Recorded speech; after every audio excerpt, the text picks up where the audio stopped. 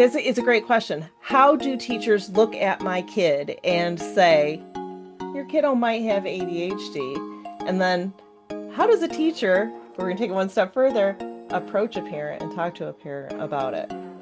Today we have Dominique Padarano, and Dominique is more affectionately called Dr. P by her families that she works with. Dr. P has been helping students achieve their academic dreams for 27 years. After teaching history and social studies full-time at several elite New York high schools, she founded Crimson Coaching in 2014 to work one-on-one with students prepping for standardized tests like the SAT and ACT, striving to master academic content and executive function skills in high school and applying to college and scholarships. Unlike many other tutoring companies which leave the tutoring to recent college grads, Dr. P does 98% of Crimson Coaching's tutoring and coaching herself. She also is an adjunct professor of historical studies at Empire State University, part of the State University of New York, and currently Dr. P is at work on a how-to book tentatively titled Writing College Essays That Work. Welcome to the show, Dr. P. I'm so happy to have you here. Thank you. It's so great to be here. I just want to say, looking at your bio and just the little bit that we talked, you and I have a lot in common as far as education and where we feel like it's coming from. One of the things that you talked about wanting to discuss, and I think is a great topic, is how to identify a student with ADHD. And so it's a great question. How do teachers look at my kid and say, your kiddo might have ADHD? And then how does a teacher, we're going to take it one step further, approach a parent and talk to a parent about it? Thanks for this question. It is the first time I ever unofficially diagnosed a student with ADHD. And I say unofficial because even though I do have a PhD, and that's where the doctor comes from, I'm not a neuropsychiatrist, and they are really the only ones who can give an official diagnosis. So I want to be like super clear about that. But at that point in my career, it was sort of, I'd been teaching for at least 20 years at that point. So I, had hundreds of students, right, that I had come across.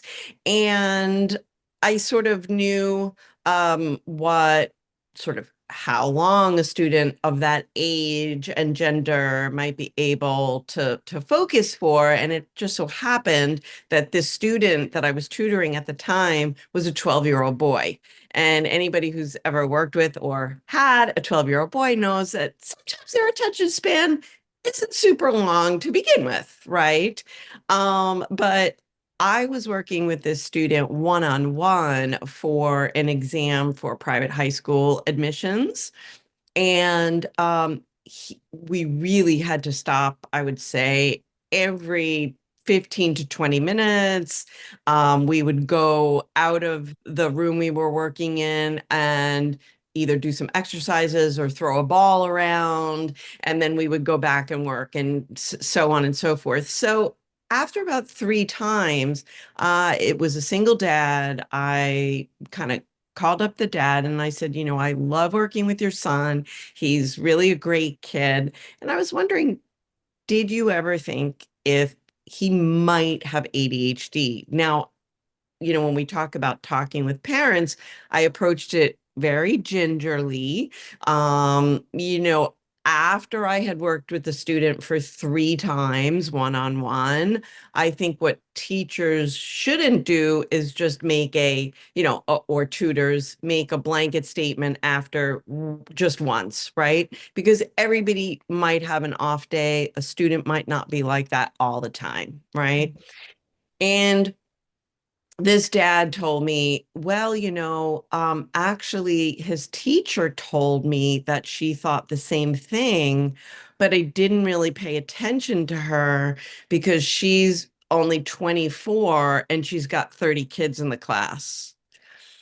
So I said, well, I'm 44 and I am only working one-on-one with your son. And look, you might want to look into it. Well, 6 months later, he had me over for a little soiree at his home, and he took me aside and he said, I just want to thank you for changing my family's life. I got my child tested. He does have ADHD, and he's on a different diet and exercise regimen, and he's taking medicine now, and our whole family dynamic is completely changed. Yeah, and none of the other times have been as dramatic, but some of the other like signs, I once had 16-year-old girl who got in a 60 question exam section, part of an exam. The first 40 were almost completely 100% right.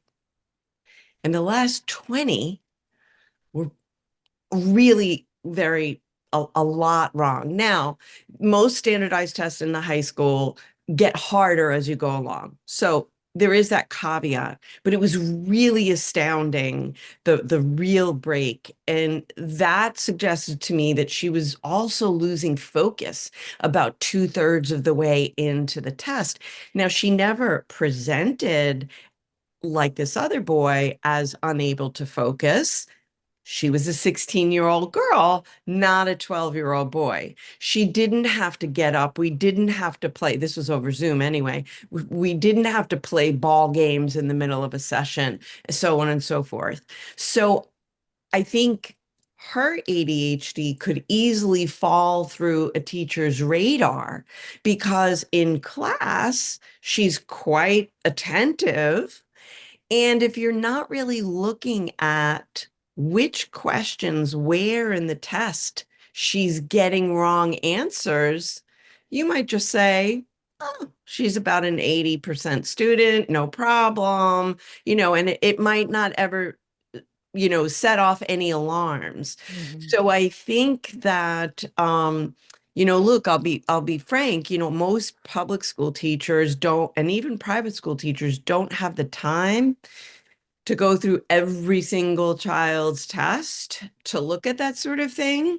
But as a parent, if you suspect anything, you might want to go through your child's test. And for example, if they're getting, the last half mainly wrong, that's probably suggesting some sort of attention problem. So that's just two of the kind of extremes of signs that children might have ADHD. So when I hear that though, I we have to be really careful as teachers in public schools Mm, mentioning that we think your child may have ADHD because of all kinds of other legal things yeah. that go with that.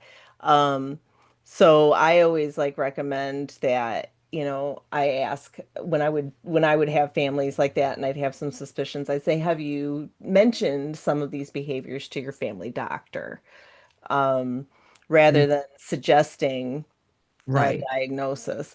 Because if they do have ADHD and they bring those behaviors to the doctor, they're going to go, let's maybe look at this.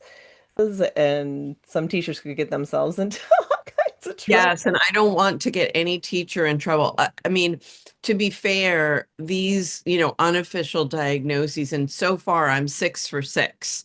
I've, mentioned 6 times to 6 different sets of parents that I thought maybe their child had ADHD, and it turned out that I was correct after they brought the child for testing, but this is a tutoring situation. So I'm not sort of bound by the same legal prohibitions. And in addition, I'll be frank, there is some, not that there's an incentive, I would never falsely, suggest, but when a student does get a positive diagnosis of ADHD, they often get accommodations that allow them 50% more time on standardized tests. And so, I mean, with one student, that was a game changer in this student's score. He got over, 1500 for the first time on his SAT with that extra time. Yeah.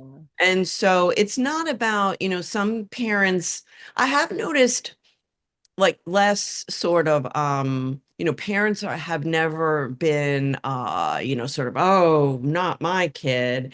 They've been more their reactions have been sometimes, oh, well, I don't want to feel like I'm gaming the system. And I tell them it's not about gaming the system. Mhm. If your child, I'm wearing glasses right now, right? If your child needed glasses, you would never say, I don't want to get my kid glasses because I think that's going to be gaming the system, right? Yeah, Uh, absolutely. yeah, so it's the same thing as glasses, or if you break your arm, you need a cast to fix the broken bone. So I'm curious, as as a tutor helping kids get ready for the SAT and the ACT, and I was previously the accommodations coordinator for my district, so I know all about the accommodations thing. Yeah.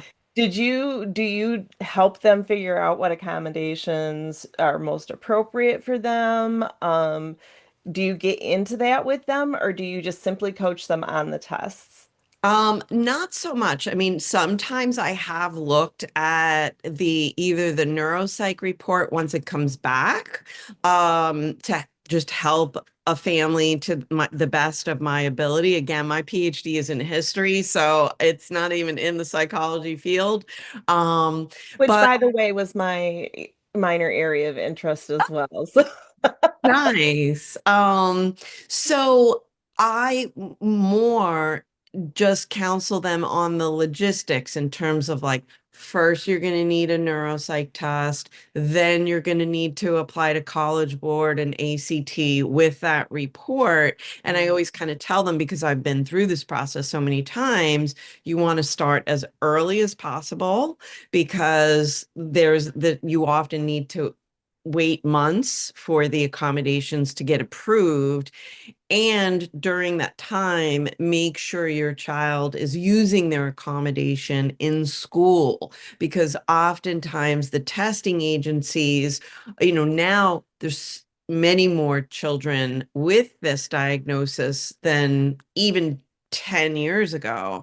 And so one of the ways they're sort of winnowing down is saying, well, if this child's not using their accommodation in school, they must not really need it. And so we're not going to grant it on this high stakes test. So that Mhm. would be my advice is to start early and use the accommodation in school as soon as you get it. And then I would add to that because, like, when I worked with these kiddos with the ADHD, some kids really benefited from the additional time. Other kids benefited more from frequent breaks, right? Mm, Because, like, with the SAT, you have to sit yes. till the end of that extended time. And so if you finish up really quickly, you have to sit there for another hour or two or whatever it is until it's done. Where frequent breaks allow you to get up and move frequently while you're testing. So sometimes it's one and sometimes it's the other. What would you think about that? I agree. I would say, though, luckily, last year for the SAT and this year for the ACT, both tests have gotten a lot shorter, which I Oh, think is fantastic. So if you're taking just the mandatory part of the ACT, they're both 2 hours and either 14 minutes or 20 minutes for SAT and ACT, respectively, as opposed to, the ACT used to be 3.5 hours. hmm. So I mean, with your extra time, then, some kids were there like all day. Um, Right. They were like literally until when you say all day, we're talking until 5 o'clock at night. right, Some right, some kids would get that kind of extended time, but you had to take the test all in one day, which right. meant you were there triple time of what other people took the test, and that Yeah. you'd be out there all day. Yeah. So, yeah. And I always tell students, to be fair, even students who don't have the accommodations, that during the breaks that they do get, I tell them, even if you don't have to go to the bathroom, I want you to get up, walk to the bathroom. They think I'm crazy. I even advise them to do jumping jacks. Because I tell them, you're sitting there, you don't have any oxygen going through yourself, and it's such a mentally draining test. You need to kind of get your blood pumping again to go for the next half of the test. And so you work mostly with teens, is that right? I do. I mean, occasionally I work with college students and even into graduate school, and occasionally I'll work with middle school students. But I would say probably 90% of the students that I do see are either 10th, 11th, or 12th grade. And so the students that you see with tutoring, what are some of the common things that you see with your ADHD students that they struggle with? So as I mentioned, either focusing in person, sort of like focusing on what I'm saying, they might be looking here, looking there. The notifications now with the phone is a big thing. And I do all my tutoring over Zoom now since COVID. So, I can tell when they're getting an email or a text, right? And I'll have to remind them to turn the notifications off. Mhm. For some, so focus, of course, is a big thing. The another big thing is organization.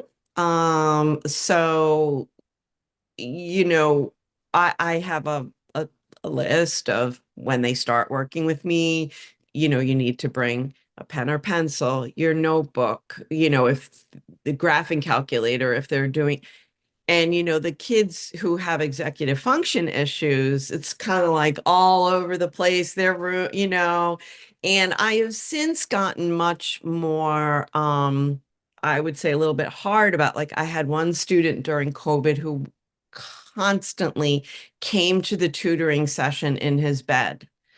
And Mm. I just said, look, you can't do math in your bed. You have to sit at a desk. Where there's no way that you're going to be able to be at your best when you're reclining. Yeah, and like I would argue too, like wearing pajamas. Yeah. Get dressed. Yes. Get dressed and I oftentimes on a Saturday when I'm getting ready to do my chores will put on my face, because I mean business. And there are certain things that get you in a state of mind where you're going to be learning, and laying in bed in your pajamas is not really motivating. Yeah. Yeah. And I will talk to them also sometimes about the science of it. I'm a huge fan of Dr. Andrew Huberman, who has a podcast. He's a neurobiologist at Stanford School of Medicine. And I've learned so much since 2021 listening to his podcast. And I would say anybody with ADHD, listen to his episodes on ADHD and focus and attention. But one thing I learned is that when our eyelids are slightly raised up, that is a signal to the brain to become alert. And when they're lowered slightly down, that is a signal to the nervous system to calm down and get sleepy. And so once I found that out, my laptop right now is propped up very high so that I can look sort of directly into the camera. But I keep, even when I'm just at my work, doing my work, so that the screen is at eye level or slightly above, because I want to stay alert.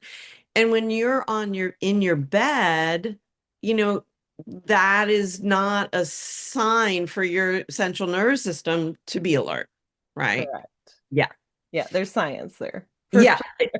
exactly. And then finally, the last big thing is time management, with a lot of students that I frequently get, and I do some sort of executive function coaching of children sometimes. And you know, there's either missed assignments because of either organization or time management or both.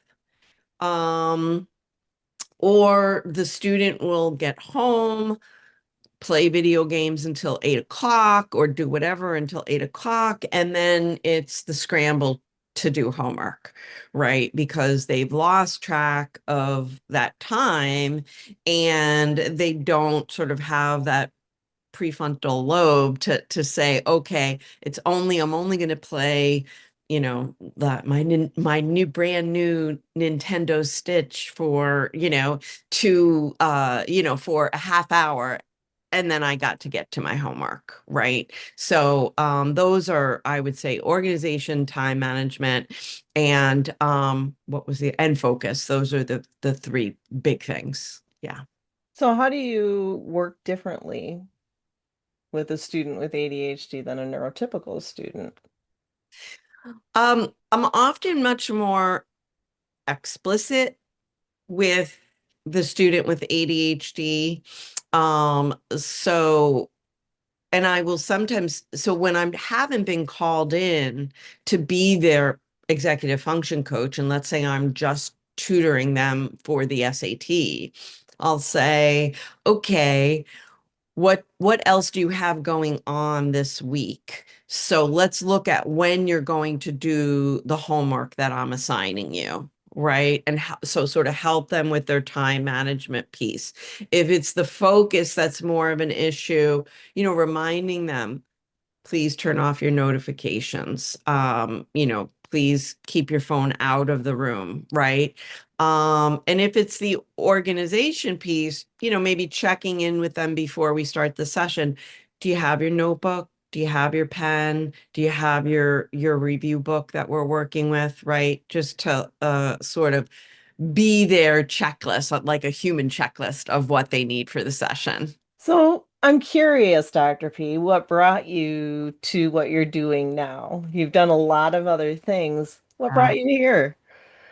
Um, it's funny. My favorite game to play as a child was school, and I was always the teacher. And when somebody asked me how I started teaching, I thought back.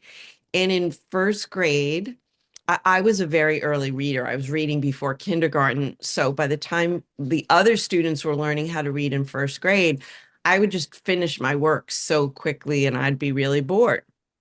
And there was another girl who couldn't read yet, and she was a real talker. And our teacher didn't like that. And so she basically said, Dominique, you teach her how to read. And in first grade, I taught another student how to read. And You started teaching right out the gate. I did. And then I had younger siblings. And, just I was recently, or not recently, but a few years ago, I think I was at my 25th high school reunion. And a classmate came up to me and he said, I would have failed sixth grade if it wasn't for you. You used to help me with my homework on the bus every day. And, I had sort of forgotten that, but he remembered it. And so when I look back to it, I always think about, oh, I started tutoring for money in college because I was going to college and needed pocket money. But really, I started tutoring actually way, way, way before that. And so when I graduated college, I really didn't know what I wanted to do. I was um, fortunate enough to graduate from Harvard University and never really had role models in my family of going to college, let alone a college like that. And I really floundered for the first few years out of college, trying different things. And then my mom said, why don't you try teaching? You've always been a tutor. And I thought, yeah.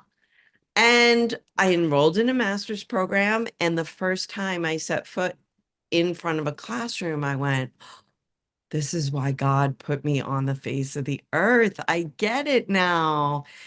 And so I did do that for classroom teaching for 10 years. And I feel really fortunate that I did because I really got crash course in how the teenage brain works. Um, and when I was about 42, I just felt like, I wanted a different challenge. By that point, I had left, gotten a PhD, gone back to teaching high school. And I felt like teaching history and social studies, I always joke and I say, if Rome didn't fall by October 27th, my whole year was off. So it was a grind and it didn't change that much. And one thing I know about my brain, and this is I don't have ADHD, but I can um sympathize with students who do, in that my brain likes a lot of variety. And so I have realized that I enjoy tutoring math one day, and after I get off with you, I'll be tutoring poetry to another student. And um I love that. And so I feel like, Abraham Maslow, I feel self-actualized in my current, owning my own business, tutoring lots of different things to lots of different students. So that's sort of how I found my way to what I'm doing now. Absolutely. I hear a lot of things in there that are absolutely resonating with me. Really?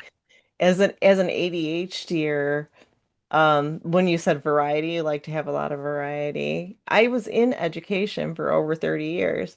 The longest I was ever in a position though was 8. Interesting. So I changed positions frequently to keep that variety up. I was a teacher consultant. I was a um, department head. I was a team teacher. I was a resource room teacher. I was like all the different things because it kept me interested in what I was doing, but I was always, and I know you can understand this, at That's my heart, a teacher. Yeah, And still today, when I do the podcast, we're teaching. Right now, we're teaching. absolutely. I agree. Yes, And I think that I have little goosebumps because I don't think that and I could be wrong, but I don't think people who have not been called to a profession can understand being called to a profession. And I think a lot of teachers are called to teach. I agree. Yeah. And I also feel very fortunate because so many people have not. My dad, God bless him, was a New York City police officer, and some people are called to police work, Mm. but he I don't think that was his calling per se. And it's a struggle to do a job like that, or even a job like teaching, if you're not called to it. And so when you love what you do, it just makes every day so much easier, because with every profession there are always going to be the things you don't like. So for example, I still am an adjunct professor of historical studies, and I really don't enjoy grading. I find it very repetitive, and but it's something I have to do the other 80% of the job, which I love. Right. And so, no job is ever going to be perfect. It's not vacation. That's why they call it work. Right. But yes, I feel very blessed because it's that love for the 80% that gets me through the 20% that I don't like. Absolutely. And then you add to that, for at least for me, like you're working with the ones who are struggling, Yeah. the ones who need that little bit of extra help, or the ones, like I need to take an SAT and an ACT and I have to get a good enough score to get into the college that I need to. And you're seeing it now on a one-on-one level where, because I went from a classroom level to administration and totally lost touch with that and hated that. Um, but when I went into coaching, it was that one-on-one again and Yeah. seeing those differences. Yeah, I discovered after I founded Crimson Coaching way back in 2014 that I'm more of an introvert than an extrovert. On the Myers-Briggs, I'm always sort of 50-50, but because I can be in a large group, but I also realized that when I was classroom teaching, as much as I loved it, it was very draining for me. It took a lot of energy out of me. And that's because I'm primarily an introvert. And introverts like one-on-one interaction. And I realize now that I have so much more energy because my work isn't draining to me in the same way that classroom teaching was draining. Yes, absolutely. Well, we are coming close to the end of our time, but we're not there yet. And I always like to, right before the end, get one more really good question in. And I don't do the same question for everybody. I don't like canned things. Sure.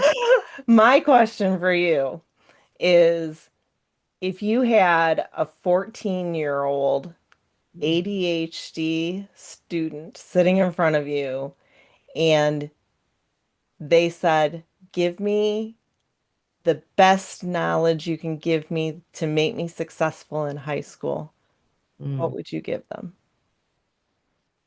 Oh, that is really tough, but I know this is going to maybe seem a little odd, but I would say get your sleep, diet, and exercise under control.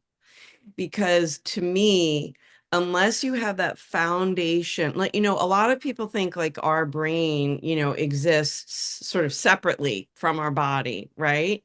Um, but one of my many hats is I'm a yoga teacher, and I really believe that, of course, our brain is attached to our body.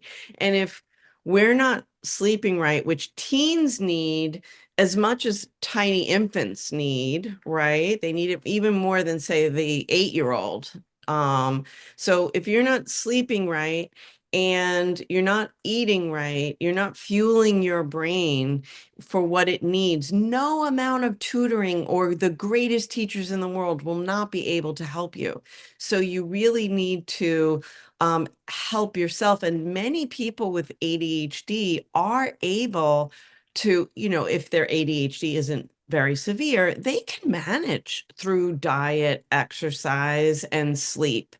And I would always recommend, especially for children, that parents try that route before the pill. Of course, some students need pills and they should be allowed to have them. But again, that pill without the sleep, diet, and exercise is not going to be able to do the job it was meant to do if those things aren't already in place. So that would actually be my, number one tip. I could not agree with you more. Good. So, so true. You got to take care of that, what Maslow's Yeah. hierarchy of needs.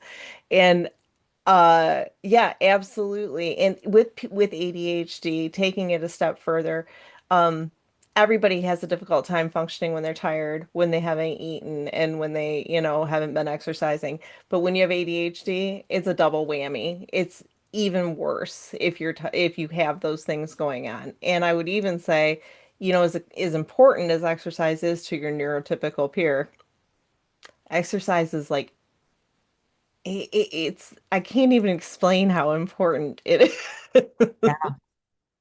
Right. And we're going back to sort of the beginning where I talked about the student that I was getting up with and playing ball with in the middle of the tutoring session. He needed more exercise and he wasn't getting it throughout the day. Absolutely. And that's not just hyperactivity, that's dopamine. Like, because even if you hate the activity that you're doing, any physical activity is going to give you some dopamine, right? And yeah, I swim 3 times a week, I lift weights, I do all those things because I have ADHD.